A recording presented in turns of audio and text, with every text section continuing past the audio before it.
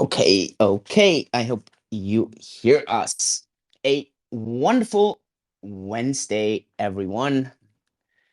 Just want to wait until everyone has a chance to get in. So I hope, you are having a good week so far. We are doing these Twitter Spaces on a regular basis. Normally, we do them on Tuesday, same time, 11:30 a.m. Central Europe time, 6:30 p.m. Singapore time, and an early 5:30 a.m. EST. So I really appreciate that you're tuning in. We have quite a few exciting topics to discuss. Obviously, reflecting a bit on the markets. Want to give you a couple of platform updates, what's happening at the company here at Cake DeFi, and go a bit from that angle. If you're listening on this at the recording, so goes out as a podcast as well, then I hope you are considering subscribing. And obviously, if you're listening to this live, very much looking forward to be answering your questions. Simply tweet at me at Julian Hosp. That's the Twitter that I follow, or you can just follow at the company account at Cake DeFi. And I think Fabio should be monitoring that one. Great. With that, let's get started. We never really have a script for what we do. We always have a few talking points that Fabio and I exchange up front. But other than that, we, just kind of go with the flow. Fabio, what's been happening? It's been an eventful week. What do you It think? it has been an eventful week.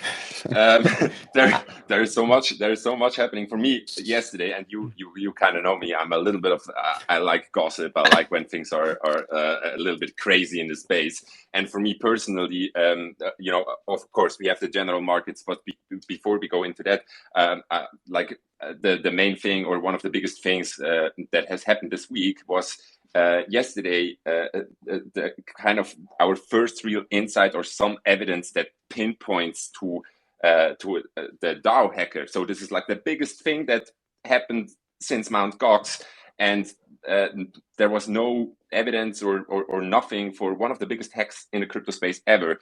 And what is even more crazy is that you kind of personally knew the guy that probably did it.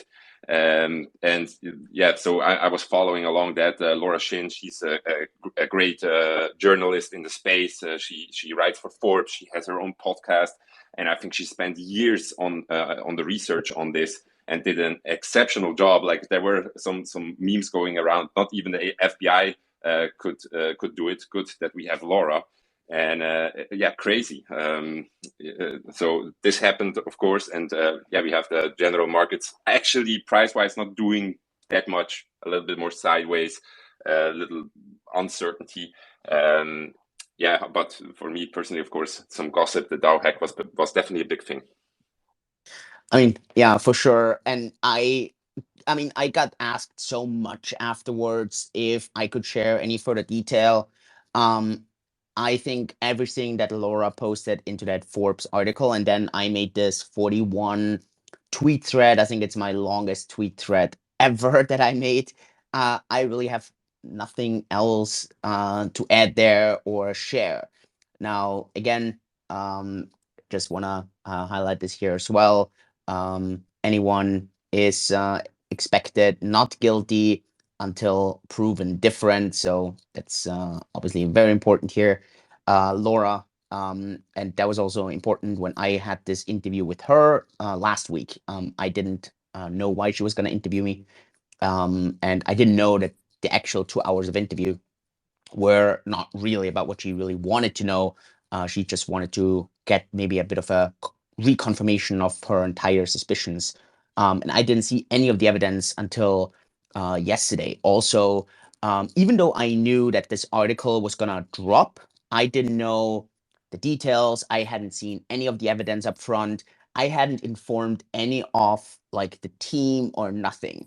So I mean, anyone basically was just with me waiting, and then I said, "Hey, there's gonna be this major thing coming out. I don't know. what's in there. I haven't seen any of the evidence, so that was quite a day, as you can imagine. Um, yeah, but other than that, really, there's nothing else for me to add other than I had shared. So uh, whether you drop me a message or a DM and you ask for any additional insights, no, I do not know where Toby is right now. I really have absolutely no clue.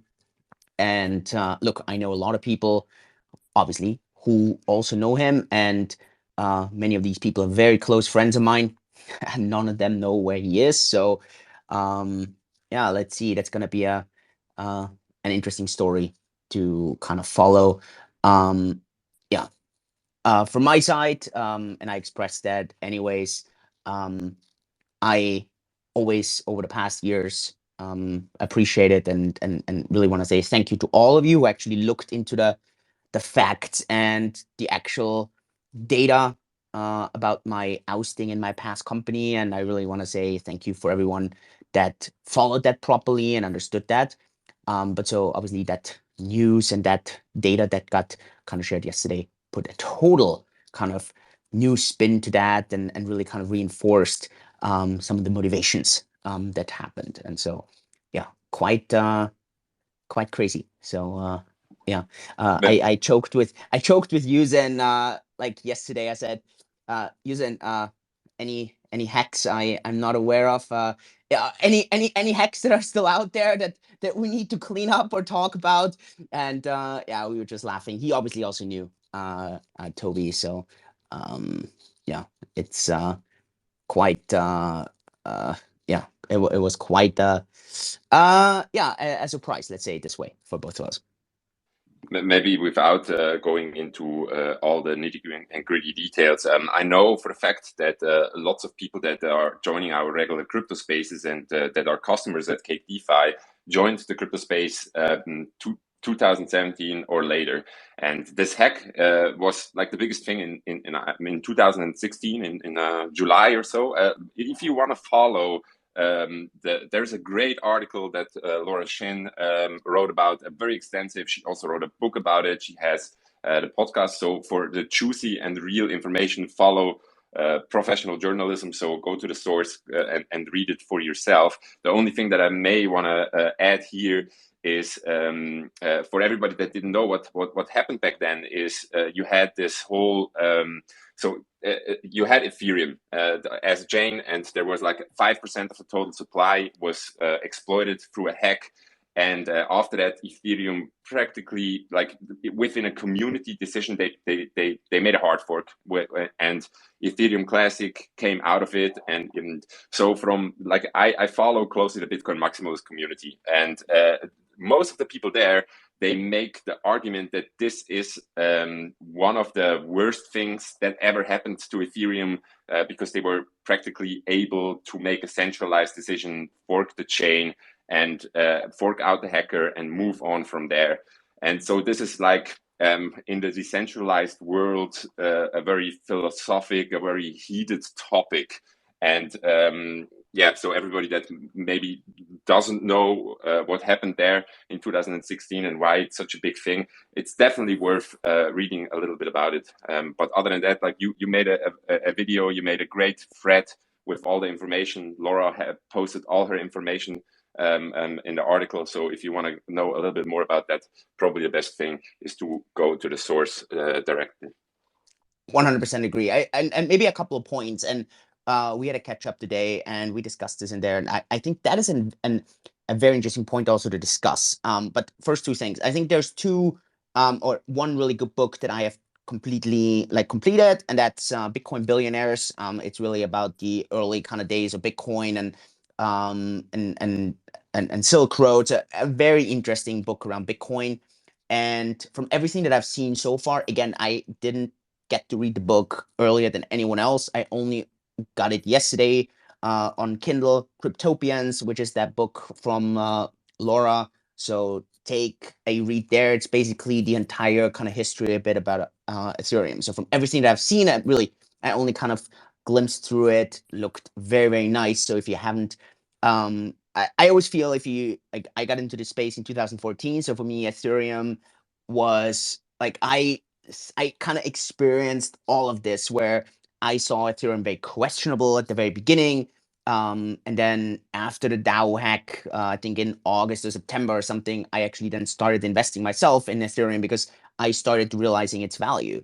And I think for many later joiners, maybe you are not fully familiar with kind of the early days. Maybe a story. I'm not sure I shared this here, but u-zyn and I did this presentation here in Singapore. I think about a month ago for NUS, National University here in Singapore, and it was so interesting. I mean, you need to consider u-zyn has been in this space since 2010, very very early. Um, and when you see or hear him explain Bitcoin, this is how I experienced Bitcoin in 2014, which is a completely different explanation how you hear this today. Obviously, today people talk about, okay, so Bitcoin right now is at price this, but it's going to go to 100,000, it's going to go to 500,000, it's going to go to a million, right? So this is the explanation today, and this is the kind of people you attract today, which obviously makes a lot of sense for the masses, because a lot of people, they don't care about like the censorship resistance. They don't care about public-private key cryptography. They don't care what you actually need a blockchain for. All these very fundamental questions, right? That I think 99% of the people don't really even understand.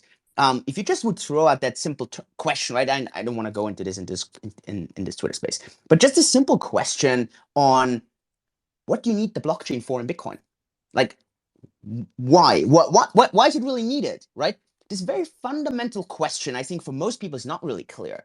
And um, obviously hearing, and that was so interesting for me because the first time that I actually heard u-zyn talk about this, and I just sat in the audience like a little child. Obviously, I'm super deep in that space, but just sitting there and like it brings me back, right? When I was in 2014 and I heard the kind of Bitcoin OGs talk about Bitcoin, and I just sat there and I was so fascinated with this entire technology. And so this is such a big difference always. And I think it shapes your belief and trust into something for the long term. And that is, I always think, a big difference when you look at these early adopters in comparison to some of the adopters that came in over the past months or maybe over the last 1 or 2 years, where yeah, some of these fundamentals or this foundation is not there anymore. And I mean, look, being an influencer myself, I also know why it's just very tricky to like talk about something like that on YouTube. Sure, I mean, I could make a title and it's like, why do you need a blockchain for Bitcoin? And I don't know, I probably 20,000 people would watch that video. But if I make a video and say Bitcoin hitting $100,000 in 2022, there's 100,000 clicks on that video, right? And so it's just also and that's, I mean, sure, it's that's how YouTube works and how the algo works. So yeah, just kind of want to just throw that in there. And I think that's so fundamental. And then when you read, for example, Bitcoin billionaires, or you read the cryptopians, you just kind of get this foundational kind of thinking that some of these adopters during this time had. And yeah, maybe this helps you also a bit in how you then kind of see the future of this entire space. One thing, Fabio, I do want to though kind of bring up here and discuss, because I think that's a very interesting question here, right? So obviously, putting aside whether Toby Hernish was the DAO hacker or not, the evidence is very, very, very strong. And it seems, to me at least, very unlikely that this is actually disputable. But what does this mean from a legal standpoint? Right? So I get it. On one hand, code is law, but that applies to the blockchain itself.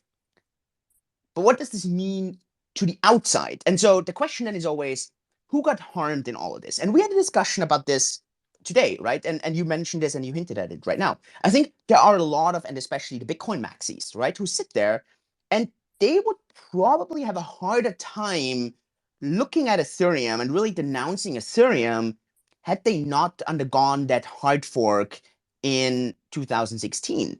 I think it would be a totally different scenario. And so let's say, especially maybe the Ethereum Foundation, right, or whoever would sit here today and say, us having had to hard fork, I don't know, cost us 100 million market cap, right? I mean, again, and maybe they can put some numbers to that. They can see what happened there. And so that would be a very groundbreaking lawsuit. And I don't think this is an unlikely kind of scenario. I think there's going to be a lot of the Ethereum whales who are going to go and say, okay, you know what? I have 10,000 ETH. These 10,000 ETH are worth, I don't know, right now, I don't actually know what the Ethereum price is. 3,000, I would assume, a bit under, but above 2,700, right? So, okay, I have $27 million dollars. If that Ethereum hack had never happened, Ethereum could be worth twice as much, right? And so I would have $50 million. So I got cheated out of $23 million. So that's my lawsuit. And anyone else who wants to tag along, tags along, and we sue. So I think that's going to be a very interesting question in this entire idea. How do you see this, Fabio? Because I know that you generally tend more into like being a big fan of Bitcoin and obviously being very skeptical of it, let's say in this case Ethereum. And I don't know if you hold Ethereum. Full disclosure, I do hold Ethereum. Um, so I just want to be very, very clear here. But yeah, I just want to hear a bit of your thinking and all of that. Yeah. Full disclosure, I own some Ethereum as well, but it's a tiny position, so single digit percentage of my whole portfolio. I'm very much a Bitcoin maximalist, but a Bitcoin maxi with an open mind. So I do hold other assets, but my positions in them are quite small. And the thing that I struggle with when it comes to Ethereum is like I always ask myself if like the foundation or Vitalik, the high priests or whoever you want to call it, opinion leaders in Ethereum, if they make a decision to hard fork because something bad happens, what tells me that this is not going to happen in the future? And for me, it comes down to an identity problem that Ethereum has, because Ethereum wants to be everything. They want to be sound money, they want to be smart contracts, they want to be the internet, they want to be the world computer, they want to be they don't know exactly what they are. And when it comes to sound money, what lots of Ethereum people say that Ethereum is, because you can use it to buy NFTs and you can use it to buy this. So it's practically is a little bit of money, or it gets treated as such. But the issue I have there is then you have this small group of people, but these opinion leaders, or in the Ethereum community, they call them high priests, like Vitalik, that practically say where the chain is going and what is happening. So this is one of the things, like if this rollback, I know it's not 100% correct to call it a rollback, or let's say if this hard fork would have never happened, I feel that a lot of core Bitcoin maximalists would be a lot more open to Ethereum. So practically the two arguments that lots of the Bitcoin community has against Ethereum is, once the decision making is a little bit centralized, and the second thing is almost all Ethereum nodes, because it gets so big, the chain gets so big, their nodes are run on AWS. These are like the main arguments that it is a little bit of a centralized community. And one thing that is like keeping me from increasing my Ethereum position and really double down on it and believing in it is, like, I personally feel Ethereum has this one problem. You have the Ethereum stakeholders. So these are the people that have big exposures, that also decide where the chain is going. And you have this other group of people, the users, the people that are doing all kinds of DeFi projects and swaps, and they're in Uniswap and on MetaMask, and they buy NFTs. So they transact on the network. They are users.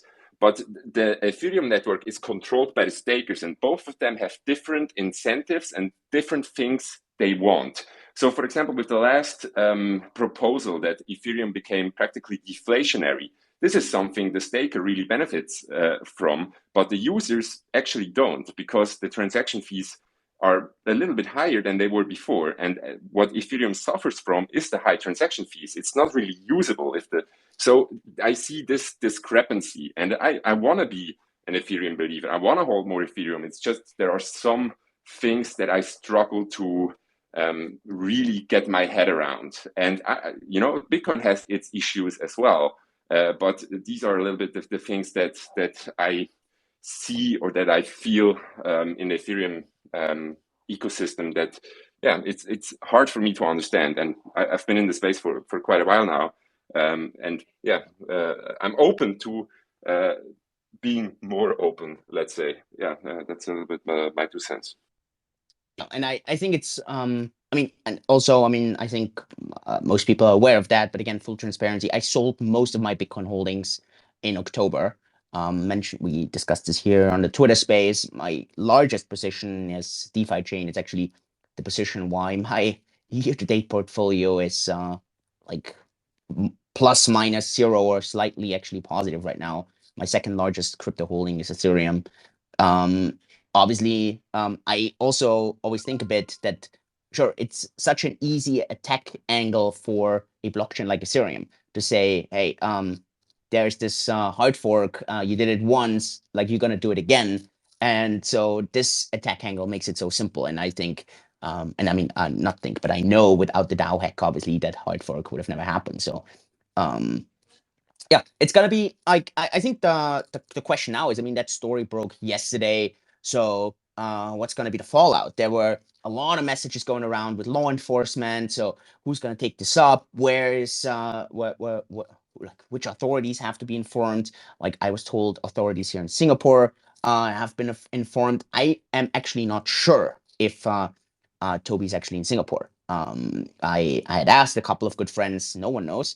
So, but who knows, right? Again, I think that's gonna be now an interesting kind of point to watch, and yeah, the kind of legal consequences after that. So, yeah, let's see. Definitely, for anyone that loves that crypto chatter, AK Fabio, and interesting topic to watch out for. Yeah. Again, so yeah, if you think your uh, days have been nerve-wracking.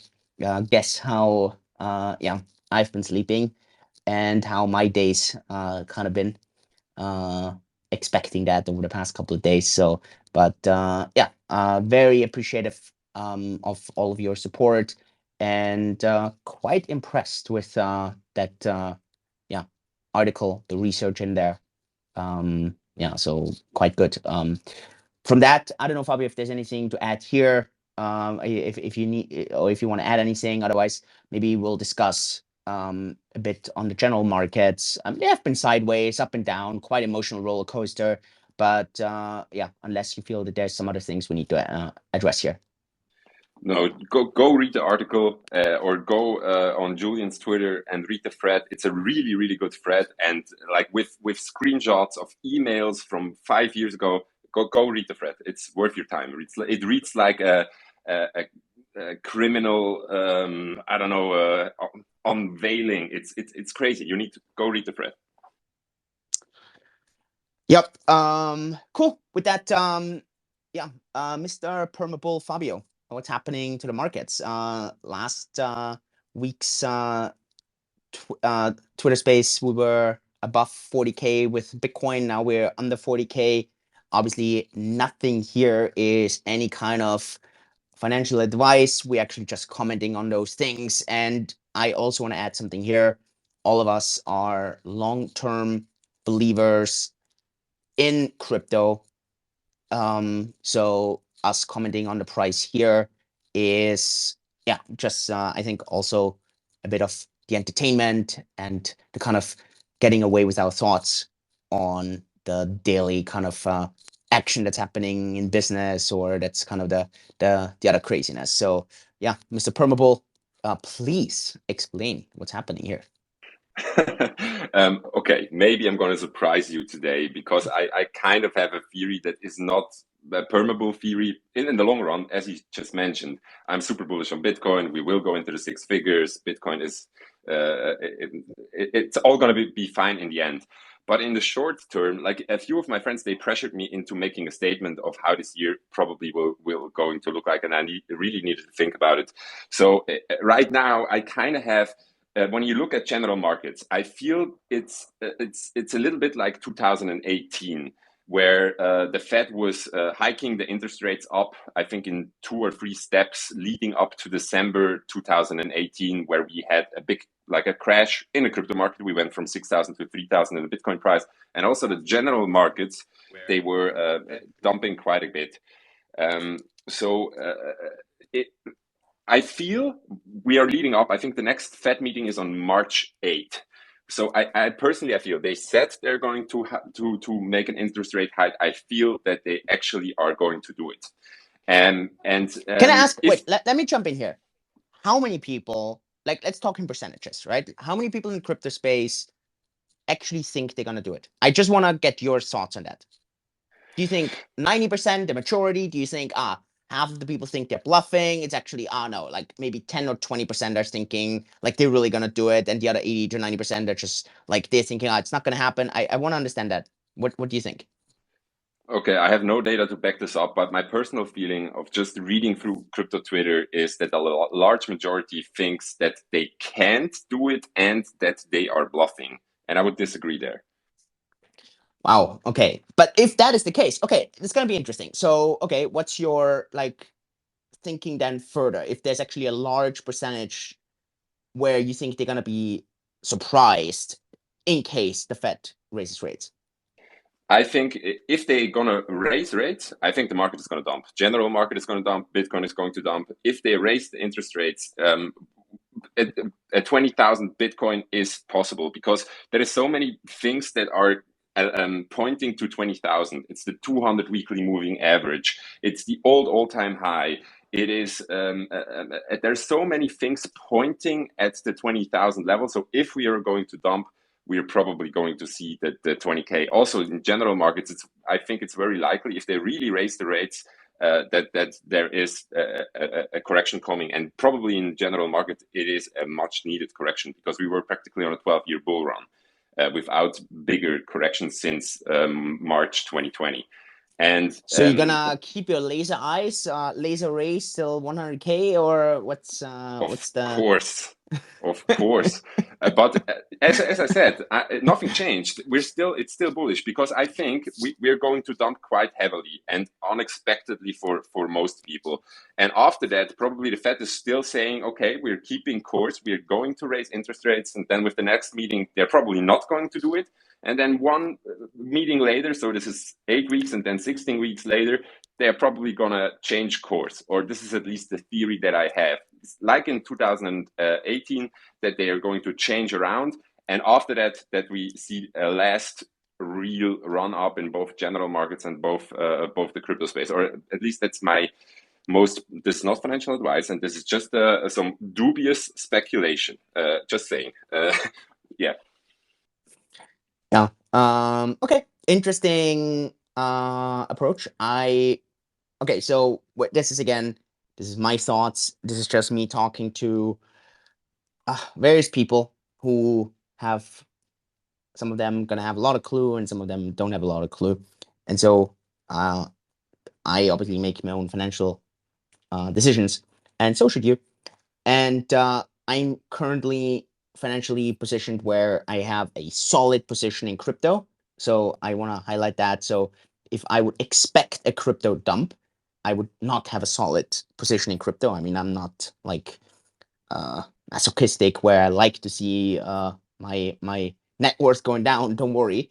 But I obviously do think there's a decent chance I'm completely wrong with that assessment. But I personally expect, like you're saying, rate hikes in March, probably even 2 rate hikes, so 0.5% up.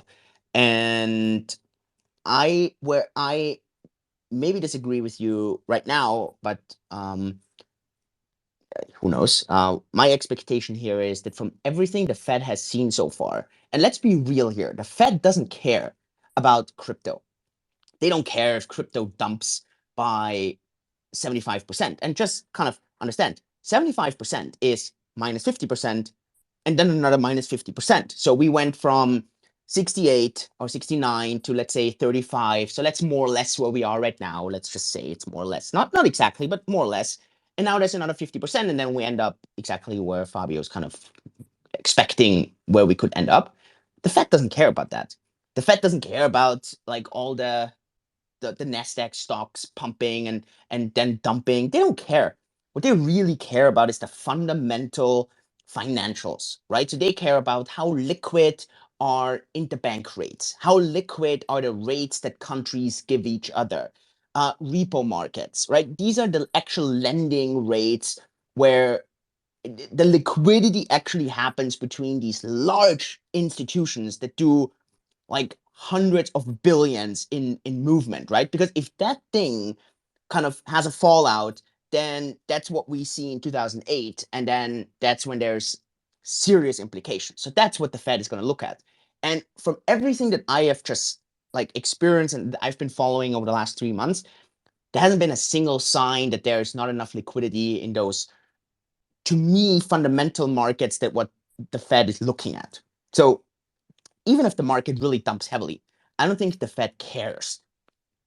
I think this will change prior to the midterms, November 8th, because obviously, as the reigning party, you want to have a strong stock market, that you want strong investment prices. And that's why I think maybe after the summer, so I would not be surprised. Let's say it this way. I'm personally prepared for a tough H1. So first half, tough. Summer generally is going to be like, I think every summer is always a bit of a slower kind of time. People go on holiday. They don't want to follow the markets. And a lot of the summers have been very similar, actually. Even if you look at 2017, which was, I mean, obviously one of the biggest bull runs in crypto, even there, actually summer. So everything kind of went up until like June, mid-July-ish, took a big break until September, October-ish. People just forget about that. And then November, December was when the actual run then really happened to the 19,000 something. And I would not be surprised personally if we see like a general tendency of that this year. So I am not expecting uh a 5x this year in crypto prices. I actually am aligned with you, depending on how impactful that September run is. I don't know. We could see 100,000 this year. I'm not saying we will, but again, wouldn't surprise me. And so that is just where I see it a bit different. I don't think the Fed is going to do this ping pong where they're going to go and say raise, not raise, raise, not raise. But that's just my personal, it's really my personal expectation here. Obviously, no one's going to know until it actually happens. I think there is this general saying in traditional markets: "Go away in May." That, as you just said, nothing ever happens during the summer or most of the time. Yeah, but remember, I'll be back in September. Exactly. Yeah. Um, okay. Are we gonna become political commentators here? What about Ukraine? Oh my God. I don't know. I just saw a tweet this morning that I think is kind of funny, where Justin Trudeau talked about authoritarian. Sorry, I can't pronounce the word. Authoritarian or authoritarian stances that. Authoritarian, yeah, Oh, whatever. yeah, Yeah, exactly. difficult Sorry. word. My goodness. For Yeah, non-native English speakers, we need Peter's podcast voice to tell us how to pronounce that. and that he practically said, "Hey, Canada is jumping in there," and Bukele, so the president of El Salvador, was practically making fun of him because, like, with all the COVID things and the truckers in Canada and them freezing bank accounts of people that donated. It's pretty hilarious, actually, that he talks about this. But I'm not very familiar with everything that is going on, and I'm also not very opinionated on it. Like, the thing that affects me and the thing that I get a little bit angry about is, like, me. I live in the Netherlands, and we have like such high gas prices, and this is of course also connected to the whole thing. So the only I may be a little bit biased there, but other than that, I don't have a strong opinion. What about you? Yeah, it's very interesting. So I had lunch today.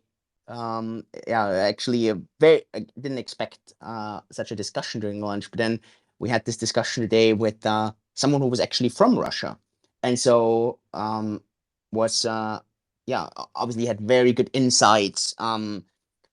And it was just interesting to also see his perspective, see the perspective that, I don't know, maybe is not always talked in any media, and kind of really showed, um, to me at least, and that was really unexpected. And he even said that for him, like, the way this is going right now, he would not be surprised if we see a Russia invasion into the Baltics.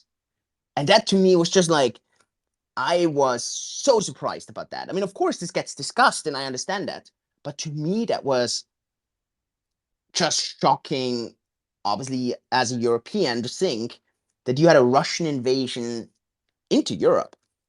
Sure, I get Ukraine, but that has always been such a difficult topic, and Ukraine is not part of the European Union. It's not part of NATO. So, yeah, and it's part of the old USSR. So, but then this was just so unbelievable, and then to see how he kind of laid all this out, and he seemed to have really, really good insights into how Putin might think, or how the US might think, and then obviously how Germany's issues are with like going full sanctions. So I just thought this was, and again, we could do an entire hour here on sharing some of those thoughts.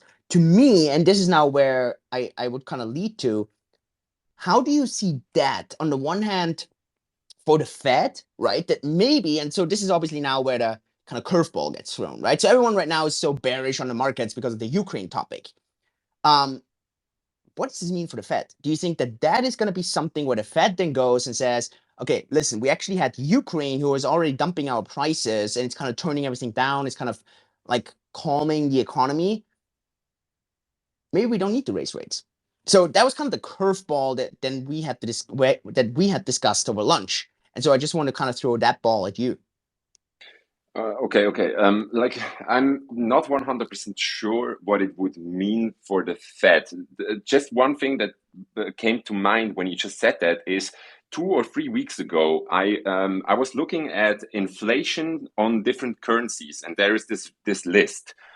Which currency had how much inflation in the last period? And what boggled my mind was I was looking, of course, for the euro, for the US dollar, and for the Swiss francs, because these are the currency that I'm familiar with. But on top of that list, number one, so the currency with almost no inflation at all, I think 0.5% or 1% or something, was the Russian ruble.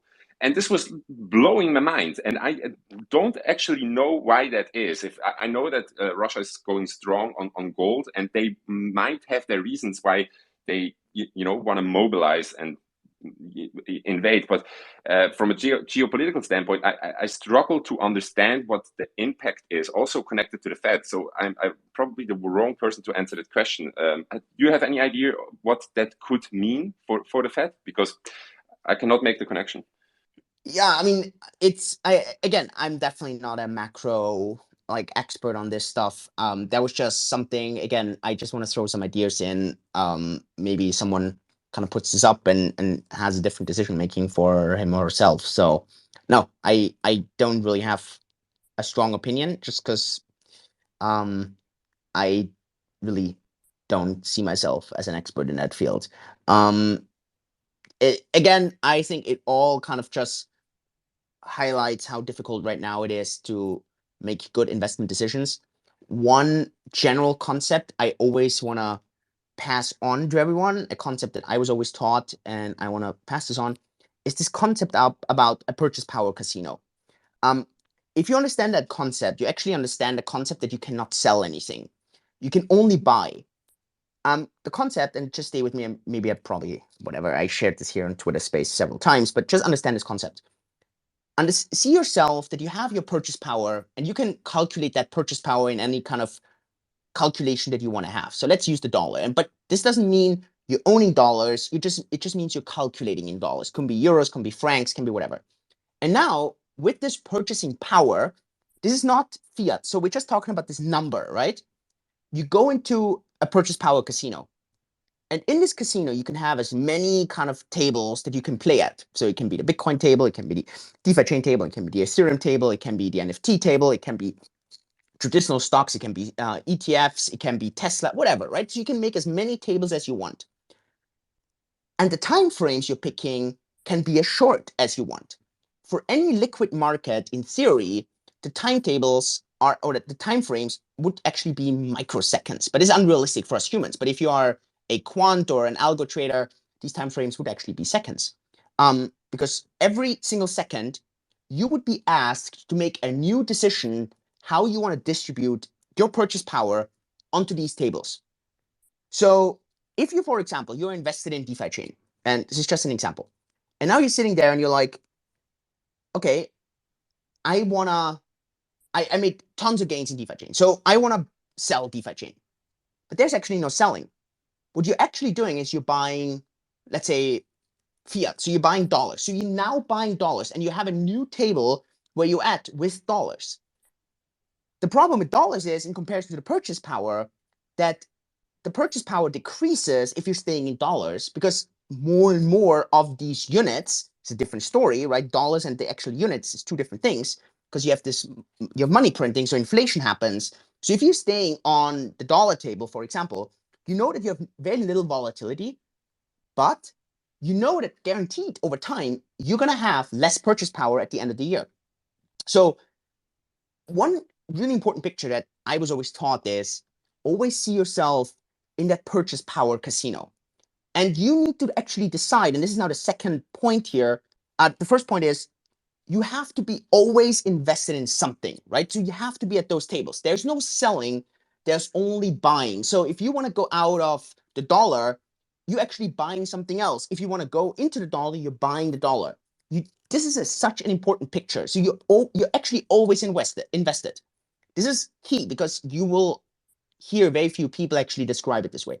The other thing now is another important concept. Hodling or buying is the same thing. And this is the only thing you can actually do.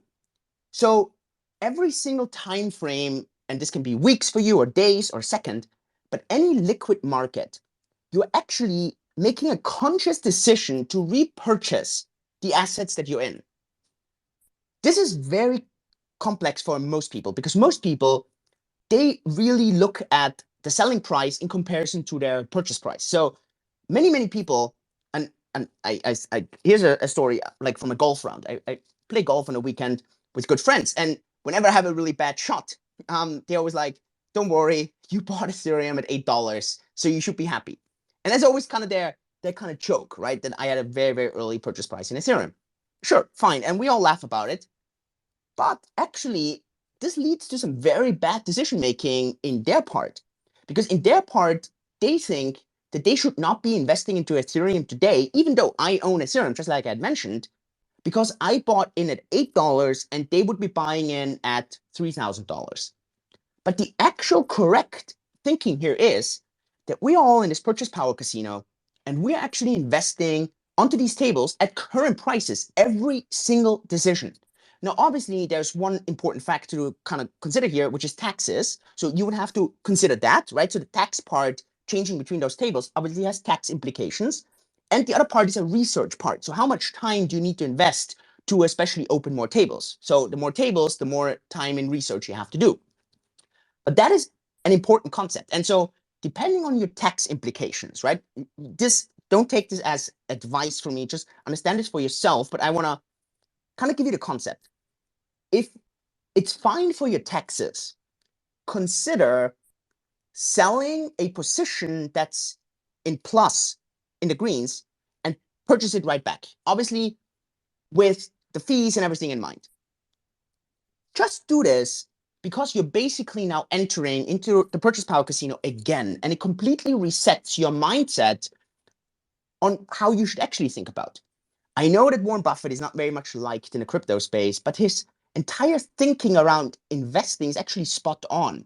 And he always says, we sell something if we find something else that's a more attractive buy. So most people don't see it this way. Most people think, oh, I'm going to sell something when it's higher than my purchase price, or an investment is a good investment because I bought it so cheap. It's actually irrelevant. Every single second, a liquid investment has to be seen as a repurchase. And this is such a difficult emotional concept, but that is why it is so important. And If you ever struggle with this, just look at your total net worth. Let's say your total net worth is $10,000, just as an example. Then see it as you're entering the casino right now and you have $10,000, right? There's no endowment kind of prejudice, right? This endowment prejudice is always whatever you're holding right now, you're like more attached to. Just imagine you would sell everything right now, even though selling doesn't exist, but now you're selling everything and you have this purchase power and you're being asked to reallocate in this purchase power casino at current prices, right? So Bitcoin at whatever, 38,000, Ethereum at 2,700 and so on. How would you allocate? Because that is actually what you have to do in liquid markets, obviously, depending on your tax situation. And I promise you, the best investors out there, that's how they approach any kind of allocation of their purchase power. And I promise you, any kind of emotional, many times amateur investors see this very differently. And they hold an investment and see it as a good investment because they bought at 2000 and right now it's at 2700 and they think it was a good investment. It's a very, very, very important kind of concept and lesson that I was always taught, and I wanted to pass this on. And I get it. The majority of people listening to this, they will struggle with this concept because they're like, no, no, no, no. I bought it this price and now it's higher, so it was a good investment, and that's why I keep holding. But depending on your tax situation, obviously it's very specific. You actually need to think about that purchase power casino that is obviously based on the time frames that you allocated to. It's kind of based on how many tables you put in there, and a lot of these tables have to do with the research you want to do, and obviously the tax situation. So I just wanted to give that to you, and then if you start thinking of in that way, maybe selling something actually doesn't become attractive because this concept of selling doesn't exist. You would be buying, let's say, dollars, or you would be buying something else, which actually may be something that's not so exciting to buy. And at the same time, maybe your time horizon goes up. I made this tweet once where I said, imagine tomorrow Bitcoin would go to $1 million. Just imagine Bitcoin goes up to $1 million tomorrow. Would you be able to financially retire? Would you be able to do whatever you wanted to do? Would you be able to quit work? Would you be able to say, you know what? Hey, family, let's go on a world trip. Let's do all the things. Like, I don't have to work anymore. Because, and here was the crazy thing, I think 20% or something said yes on that poll. It was an incredibly low amount in comparison to the total amount. Now, if this is your thinking, but you believe in Bitcoin long term, it makes absolutely no sense for hoping for high Bitcoin prices right now. You would actually want super low Bitcoin prices right now, knowing that later on these prices will go up because this allows you to actually get more exposure to that asset class. And I get it. This is a really, really difficult kind of long-term thinking. It's so emotional. And I'm not saying that I'm like so much better than everyone else. Actually, not. I have the same struggles as anyone else. But I think I maybe do slightly better than the majority. And for me, these daily fluctuations on my purchasing power is not as important than I look at those things over the long term. And so I just wanted to pass on these two kind of, or these couple of lessons that I was always taught that I know, and I don't at no means see myself as a successful investor, but it has helped me to maybe some decisions that have been quite fruitful over the past couple of years in this crazy space. And again, I want to highlight one thing.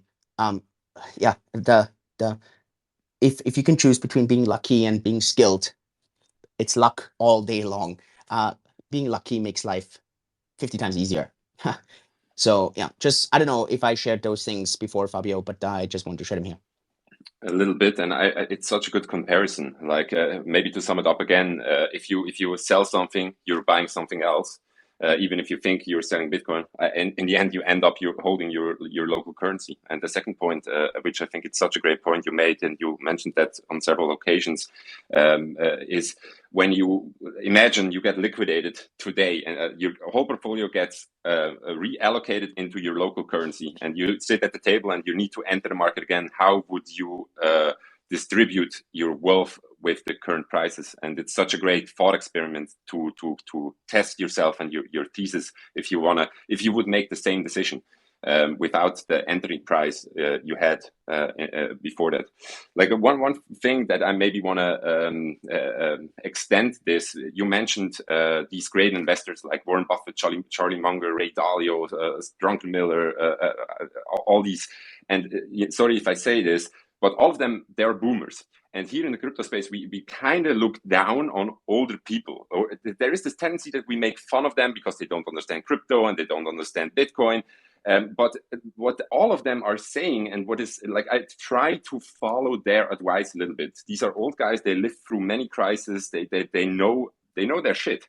And sometimes it's really difficult for me to listen to these old people. But it's actually interesting that every single one of them is super cautious. So I think Paul Luther Jones, he said, I want to own 5% cash, 5% Bitcoin, 5% gold, and 5% commodities. And I don't know what to do with the rest of my 80% portfolio. And lots of other people like Ray Dalio, he's very uncertain about the coming period of time. And he says the things he is sure about is like his gold position or his commodity position. But the other things like his bonds, he's not so sure about them. His allocation in the stock market, he's not so sure about them. And that's the feeling all of these older guys, experienced guys have. And for me, it gives me a lot of, it makes me very uncomfortable. Because I don't really know if you tell me, okay, imagine being 100%. So you have, like, let's say you have 1 million, you get all your positions get sold, and you sit there in your local currency. For me, this is euro, and you need to go to the casino tables again and allocate your funds again with the current prices.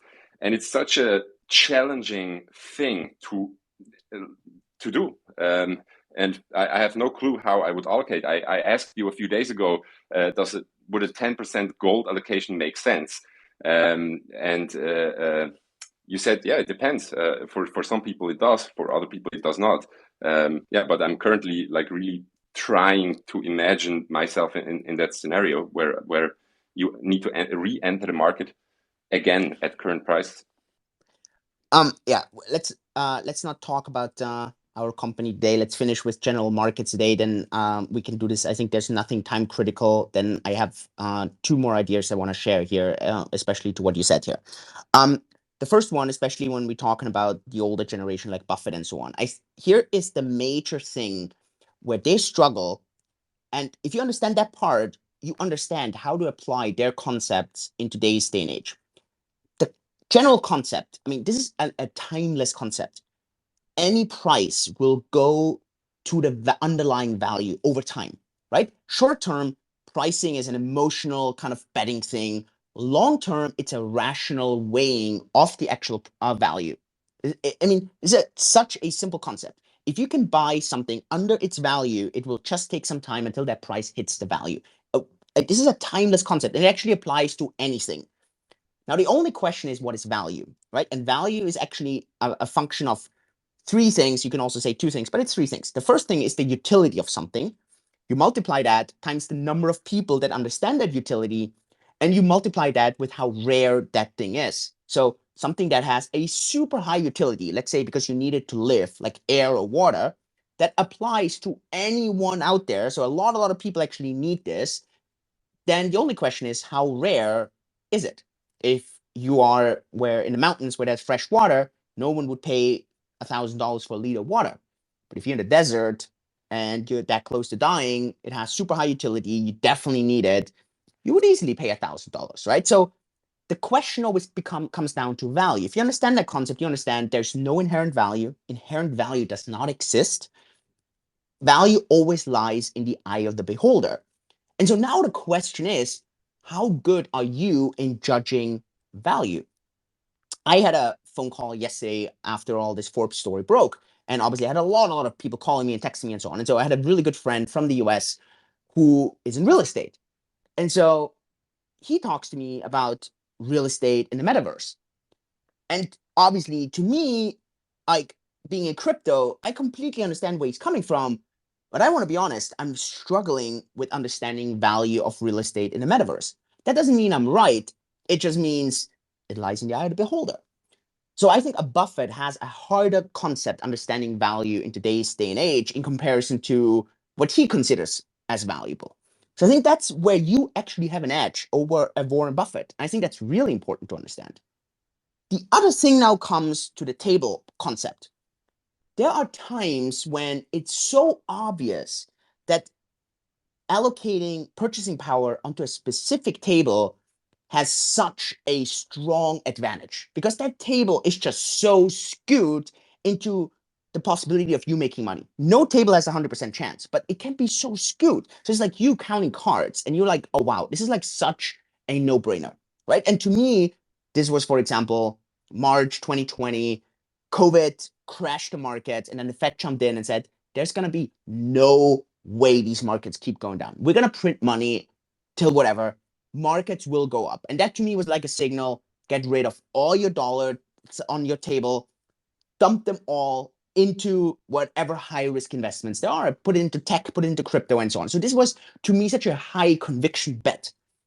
The question just right now is, are these bets, can you have such high conviction bets right now? And I think, again, it has a lot to do with time horizon. I think it's easier to bet on the Bitcoin table, on the Ethereum table, on the DeFi chain table, or any high volatility table if you have a longer time horizon. It's just so much easier because if you're not pressured in needing the same kind of purchasing power in the summer as you have right now, but you're okay with needing 5 years, you have such an easier time. So I want to leave you with that. And I think today we didn't actually talk anything about our company, and that's absolutely fine. We don't need to do this every single space, but like understand that part. And I think understand that you actually have a strong edge over so many other people if you understand the value that some of these tables in this purchase power casino actually have, and understand, can you make those high conviction bets right now? And if you can, then you actually should. But if you're asking, should I make a, let's say, 10% allocation to gold, then ask yourself two questions. Are you trying to be right? Which means you're looking at that table, right? And you're like, okay, is this table going to give me red and I'm going to bet on red? Or are you just trying not to be wrong? Big difference in question, right? Are you trying to be right on that table? Or are you just trying, considering which other tables you're using at the same time, are you just trying not to be wrong? And I think that's a very different question in how you are trying to approach. So to me at the moment, the reason I have a very low Bitcoin allocation, but a very high Ethereum, very high DeFi chain allocation, a very high traditional stock allocation, I do have cash allocation, is I'm quite diversified at the moment because I'm actually just trying not to be wrong here. I don't know what's happening. I actually agree with a Buffett and Fabio, what you just said, or a Dalio. It's so tricky right now to know what's happening. But so that I want to have an allocation to everything. I think the person who has no crypto right now is the same, I almost want to say idiot, as a person who is maybe all in and expects crypto to only go up right now. We can easily see, and again, it's not what I'm expecting, but you can easily see a 3 year crypto winter here. And only in 2.5 years or something will we ever see a $69,000 price. Again, it's not what I'm expecting, but anyone that kind of writes this off is the same kind of super optimistic person as someone who says, crypto is just going to go to 1,000, Bitcoin is just going to go to 1,000, it's dead. To me, both kind of statements have the same irrationality to that. Yeah. It's such a great note to finish on. Are you trying to be right, alpha, or are you trying not to be wrong, probably beta? And I'm currently reading, we talked about this briefly this morning, I'm currently reading Ray Dalio's Principle for the second time. And he talks about that a lot, especially during his younger age. He was seeking pure alpha, so he was trying to be right, and he kind of messed this up heavily and lost almost all of his net worth in his 30s, I think. And like I'm strong on Bitcoin. I hold a lot of Bitcoin, and I'm very, very opinionated about it. I wanted to succeed, but also sometimes you need to take a step back and just consider the possibility that you might not be 100% right in your approach. And so I definitely, maybe I take as an experiment. I will sit down at my table tonight, take a sheet of paper, And just imagine if like there would be a bug in all of the exchanges and in all of the hardware wallets that there are, that all my crypto and all my assets get converted into my local currency, and I would need to make a decision to reallocate them again tonight, and how I would approach this and how I would do it. Maybe that's my takeaway from the advice you just shared with us. And maybe one more thing before we're about 1 hour in, so all of these Twitter spaces are around an hour. Just one thing I wanted to bring up. Hey, if you're listening into this, our Twitter spaces, we have them on a weekly basis, and today we shared a lot about general markets, a little bit about the DAO hack and things like that. We also talk about company specific stuff. Or sometimes we are all over the place. But one important thing, if you're not a customer yet, you should definitely give it a try, especially if you have a long time horizon, if you hold Bitcoin or Ethereum or whatever currency, and you're not intending of selling them. Just think about it, get some cash flow on top of it. And we have currently a $30 deposit bonus. So if you sign up as a customer and you make your first deposit, we top that up with $30. You should definitely try the platform out. And yeah, that's it for my side. Thanks for listening. Fabio, thanks so much. And yeah, hey, I think we have 103 active team members now. So and I think we have 27 or 28 open roles. So if you want to join, go to kktifa.com/jobs and apply there as well. We are expanding.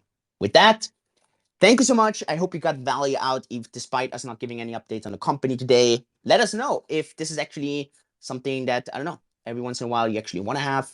And other than that, please subscribe to the podcast, follow us on Twitter, like this, share this with friends. Thank you so much for all your fantastic support. Thanks so much for the team, for all the fantastic value they're delivering to you. And thanks, Fabio, for spending that hour with us. Stay safe, stay healthy, have a beautiful rest of the day. Talk to you next week. All the best, and bye-bye.